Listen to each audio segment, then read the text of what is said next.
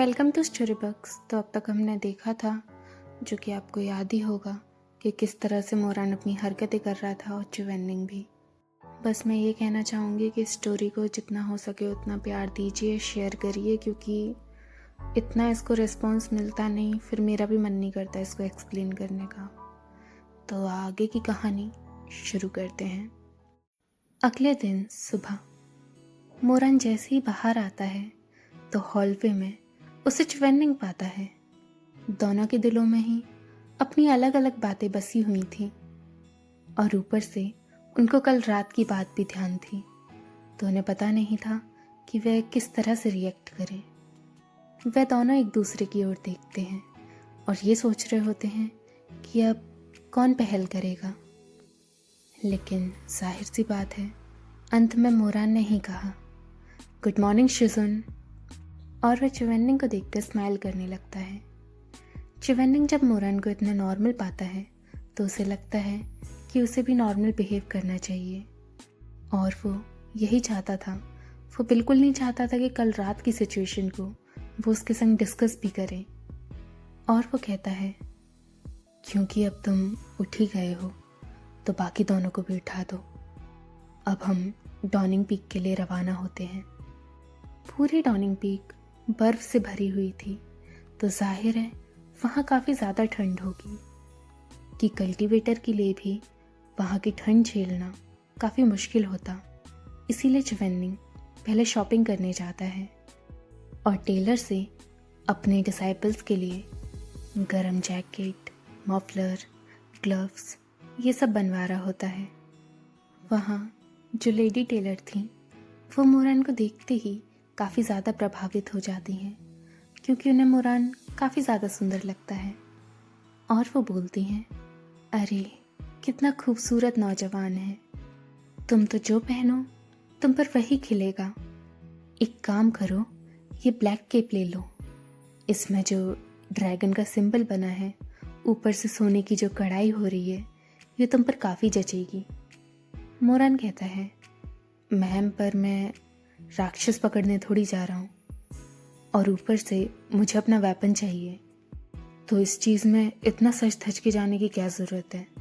जब टेलर को लगता है कि वो मोरान को नहीं समझा सकती और अपने पैसे नहीं बढ़वा सकती, तो फिर वो शिमी के पास जाती है और कहती है, ओह आप तो कितने खूबसूरत नहीं हैं कि आपकी तो तुलना ही नहीं करी जा सकती।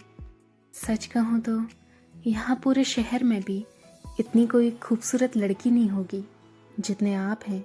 एक काम कीजिए, ये बटरफ्लाई का क्लोक जो है उसे पहन लीजिए। शिमी कहता है, लेकिन मैम मैं तो लड़का हूँ, ये लड़की के कपड़े हैं, हाँ मुझे नहीं चाहिए। शिमैंग को वैसे भी कपड़े खरीदने का कोई शौक नहीं था, तो उसने बाकियों को मना कर दिया था। तो फिर चिवेनिंग उसके लिए एक ब्लैक कलर की क्लोक लेता है जिस पे पर्पल लाइनिंग हो रही थी। तभी वो टेलर कहती है, श्यानजुन ये आपके छोटा आएगा, लाइए मैं दूसरा दिखा देती हूँ। तभी चिवेनिंग कहता है, ये मेरे डिसाइपल के लिए है। टेलर बोलती है, ओह अच्छा अच्छा, आप कितने अच्छे और नेक दिल टीचर नहीं हैं। ये शायद जिंदगी में पहली बार होगा कि चिवेनिंग ने किसी के मुंह से अपने आप को सबसे अच्छा टीचर सुना होगा, लेकिन उसके चेहरे पर कोई एक्सप्रेशन नहीं थे। वहीं मोरान, शिमी और चिवेनिंग भी अपने लिए कुछ ना कुछ पसंद कर लेते हैं। और उसके बाद चिवेनिंग आकर शिमेंग को उसके कपड़े देता है। शिमेंग जैसे ही उस मफलर को देखता है तो उसका चेहरा उतर जाता है। चिवेनिंग पूछता है, क्या हुआ, क्योंकि उसको समझ नहीं आया था कि शिमेंग को क्या हुआ। शिमेंग बोलता है, कुछ नहीं शिजुन। और वह दोनों और बाकी सब भी डॉनिंग पीक के लिए निकल चुके होते हैं। जब चिवेनिंग काफ़ी आगे चला गया था कि शिमेंग को लगे कि चिवेनिंग उसे नहीं सुन सकता, तब वो कहता है, ये क्या रंग है, पर्पल, मुझे नहीं पसंद पर्पल। लेकिन उसने सोचा नहीं था कि चिवेनिंग की आवाज़ वो खुद आगे से सुनेगा। चिवेनिंग कहता है, बकवास, अगर तुम्हें नहीं पहनना तो बिन पहने इस पहाड़ पर चढ़ सकते हो। शिमैंग एकदम खामोश हो जाता है। उसने ये सब सोचा नहीं था। वह काफी देर तक चारों के चारों अपनी चढ़ाई में लगे हुए थे और रात से पहले बस पहुंच ही जाते डॉनिंग पीक तक। आई मीन डॉनिंग पीक के पीक तक। वैसे इस माउंटेन में कहा जाता है कि काफ़ी ज़्यादा स्पिरिचुअल एनर्जीज जैसे कि आत्माएं, भूत इस पीक पर उनका डेरा है। लेकिन उनके डिसाइपल्स को इस चीज़ की चिंता करने की कोई ज़रूरत नहीं थी, क्योंकि उनके आगे चिवेनिंग था। चिवेनिंग ने पहले ही नाइट ग्लो स्पेल यूज़ करा था, जिसकी वजह से कोई भी भूत पिशाच उन्हें नहीं पकड़ सकता। तभी मोरान डॉनिंग पीक के नज़ारे को देख रहा होता है और उसे कुछ याद आता है। अपने अतीत के सायों में पिछले जन्म में डॉनिंग पीक ही वो जगह थी जहाँ पर मोरान ने शपथ ली थी और सबको बताया था कि अब वो केवल ताक्शनजुन नहीं है कल्टीवेशन रील्म का, बल्कि पूरी दुनिया का एम्परर बन चुका है।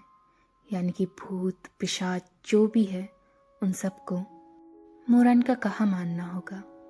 अपने आप को उस दिन एम्परर डिक्लेयर करने के अलावा भी मोरान ने सोचा था कि वह शादी के गठबंधन में बन जाएगा, जहाँ एक उसकी वाइफ थी जो कि महारानी बनती है, सोंग-क्यूतोंग, और एक उसकी कॉन्क्यूबिन यानी कि चिवेनिंग। सोंग-क्यूतोंग पूरे कल्टीवेशन रील्म की सबसे खूबसूरत कन्या, जिसका शरीर अप्सराओं की तरह था।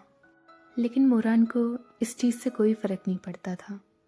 उसको बस सोंग-क्यूतोंग इसीलिए पसंद आई थी क्योंकि सोंग-क्यूतोंग काफ़ी ज़्यादा शिमी की तरह दिखती थी। मोरान को ज़्यादा ताम-झाम और फंक्शंस करने का शौक़ नहीं था, तो उसने ना ही कोई शादी की रिचुअल्स पूरी करी थी। बस एक तरह से उसने सोंग-क्यूतोंग को उठा लिया था और उसको लाल कपड़े पहनाकर और उसका घूंघट उठाकर ये घोषित कर दिया कि अब से ये उसकी वाइफ होगी। ऐसे ही डॉनिंग पीक पर वह दोनों 1 घंटे तक चल रहे थे। लेकिन अब सोंग-क्यूतोंग काफ़ी ज़्यादा थक चुकी थी। उससे इतना नहीं चला जा रहा था। मोरान को उसकी हरकतें देखकर काफ़ी ज़्यादा गुस्सा आ रहा था। आप ये मत भूलिएगा कि ये अब ताक्शनजुन है। सो ऑब्वियस है वो गुस्से में ही रहता था। ताक्शनजुन को सोंग-क्यूतोंग की ऐसी हरकतों पर काफ़ी ज़्यादा गुस्सा आ रहा था और वह गुस्से से उसे बस सुनाने ही वाला था कि वह उसका घूंघट उठा देता है, जिसकी वजह से वह उसका चेहरा देखता है जो कि शिमी से कितना नहीं मिल रहा था। उस चेहरे की इनोसेंस उसे उस शख्स की याद दिलाती है जो कि उससे न जाने कितने समय से दूर हो चुका है। जो ताक्शनजुन अभी उसे सुनाने वाला था, उसके मुंह से केवल यही शब्द निकलते हैं, शिमी, मैं तुम्हें गोद में उठाता हूँ। शिमी का मतलब ही होता है कि किसी फीमेल अटेंडेंट को जो कि आपकी उम्र का हो उसको पुकारना। तो सोंग-क्यूतोंग को इतना समझ नहीं आता और उसे लगता है कि मोरान उसे ऐसे ही बुला रहा है। और वैसे भी उसमें हिम्मत नहीं थी कि वह ताक्शनजुन से सवाल पूछे, जिसने रुफेंग सेक्ट को एक झटके में हरा दिया था और पूरा सर्वनाश कर दिया उनका। और वह उसकी पीठ का सहारा लेकर उसकी गोद में आ जाती है। फिर वह दोनों ऐसे ही चल रहे होते हैं, जहाँ पर ताक्शनजुन अपनी परछाई देख रहे थे, जिधर उस दूसरे इंसान की परछाई उन्हें शिमी लग रही थी। और वह थोड़ा मुस्कुराता है और कहता है, शिमी, मैं इस दुनिया का महाराज बनने वाला हूँ। आज के बाद से तुम्हें कोई चोट नहीं पहुँचाएगा। पीछे जो सोंग-क्यूतोंग थी उसे नहीं समझ आ रहा था कि अब वो इस बात का क्या जवाब दे, और वो बोलती है, फिर मोरान कहता है, मुझे माफ़ कर दो, मैंने तुम्हें इतने वक्त तक इंतज़ार कराया। जब ये चीज़ सोंग-क्यूतोंग सुनती है तो उसे लगता है कि मोरान को उसके लिए काफ़ी समय से फीलिंग्स हैं, बस वो इनसे अनजान थी। और वो कहती है, मेरे पति। जैसे ही वह कुछ बोलती है, मोरान अपने होश में आ जाता है और सॉन्ग्क्यूतोंग की मीठी आवाज़ उसके कानों को कांटों की तरह चुभती है, जिसकी वजह से उसके पैर डगमगा जाते हैं। सॉन्ग्क्यूतोंग पूछती है कि क्या हुआ? मोरन कहता है कुछ नहीं, और वह चलने लगते हैं। धीरे धीरे मोरन फिर उससे कहता है तुम मुझे आरान बुलाया करो। सॉन्ग्क्यूतोंग को ये सुन के अजीब सा लगता है और वो कहती है लेकिन मेरे पति, मैं आपको। मोरन तभी उस पर चिल्लाता है अगर तुमने मेरी बात नहीं मानी तो मैं अभी तुम्हें इस पहाड़ से धक्का दे दूंगा। सॉन्ग्क्यूतोंग डर जाती है और कहती है आरान आरान आरान, मैं गलत थी। मोरन उसके बाद कुछ नहीं कहता और ऐसे ही शांति से पहाड़ पर चले जा रहा था। जो चीज़ मोरन सच में चाहता है वह होना इम्पॉसिबल है, वो ये भी जानता था। अभी वो क्या सोच रहा था, क्यों सोच रहा था, वो सिर्फ एक इल्यूशन था बस।